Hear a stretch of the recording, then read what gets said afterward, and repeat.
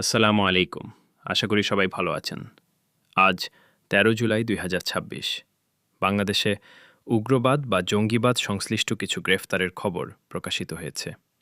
এর মধ্যে উল্লেখযোগ্য একটি ঘটনা হল সিঙ্গাপুর থেকে ফেরত আসা ২ বাংলাদেশিকে জঙ্গি সংগঠনের সঙ্গে সম্পৃক্ততার অভিযোগে গ্রেফতার করা হয়েছে। পরে আদালত তাদের রিমান্ডে নেওয়ার অনুমতি দিয়েছে। আজকের পত্রিকা প্রাথমিক তদন্ত অনুযায়ী তাদের বিরুদ্ধে বিদেশে অবস্থানকালে উগ্রবাদী মতাদর্শ প্রচার, জঙ্গি সংগঠনের সঙ্গে যোগাযোগ এবং সংশ্লিষ্ট কার্যক্রমে জড়িত থাকার অভিযোগ রয়েছে। আইনশৃঙ্খলা বাহিনী তাদের জিজ্ঞাসাবাদ করছে এবং আরও তথ্য সংগ্রহ করছে। আজকের পত্রিকা এছাড়াও সাম্প্রতিক সময়ে রাজধানী ঢাকাসহ বিভিন্ন এলাকায় উগ্রবাদী কর্মকাণ্ডের অভিযোগে কয়েকজনকে গ্রেফতার করা হয়েছে।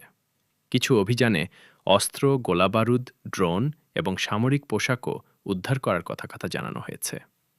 তদন্তকারীরা সম্ভাব্য নাশকতার পরিকল্পনা এবং বিভিন্ন সংগঠনের সঙ্গে যোগাযোগের বিষয়গুলো খতিয়ে দেখছেন। প্রথম আলো প্লাস। এক গ্রেফতারের সময় সাধারণত আইনশৃঙ্খলা বাহিনী গোয়েন্দা তথ্যের ভিত্তিতে অভিযান পরিচালনা করে। সন্দেহভাজনদের বাসা বা অবস্থানস্থলে অভিযান চালিয়ে তাদের আটক করা হয় এবং পরে জিজ্ঞাসাবাদ ও তদন্তের মাধ্যমে অভিযোগ যাচাই করা হয়। প্রথম আলো প্লাস। তবে মনে রাখা গুরুত্বপূর্ণ যে কাউকে গ্রেফতার করা মানেই তিনি অপরাধী প্রমাণিত হয়ে গেছেন এমন নয়। আদালতে বিচারিক প্রক্রিয়ার মাধ্যমে অভিযোগ প্রমাণিত হলে তবেই আইনগতভাবে অপরাধী হিসেবে গণ্য করা হয়। আসসালামু আলাইকুম। ভিডিওটি ভালো লাগলে শেয়ার, কমেন্ট করবেন। ভালো থাকেন, সুস্থ থাকেন। দেখা হচ্ছে পরবর্তী ভিডিওতে।